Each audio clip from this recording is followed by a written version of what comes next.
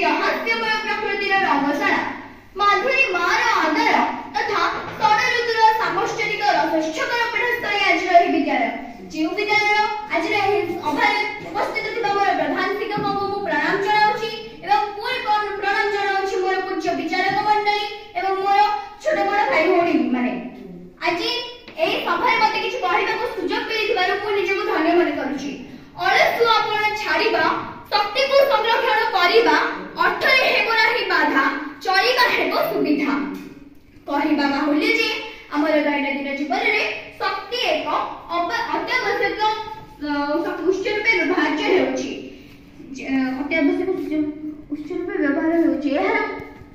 बहुत व्यवहार करे मनुष्य जीवन वर्तमान अस्तव्यस्ती घर ठारू बजार पर्यंत घर ठारू ऑफिस पर्यंत बजार ठारू परिवहन पर्यंत सब क्षेत्र रे शक्ति आवश्यकता रहिछि से सौर शक्ति हो किबा ताप शक्ति हो एबे ठारू एहर व्यवहार चलिछि एबे ठारू जदि ଆମେ एहर सचेतन विषय संरक्षण विषय सचेतन न हेबा तेबे भविष्यत जीवन जे अंधकारमय हेबो तारे बेमात्र संदेह नै। Wastage of energy today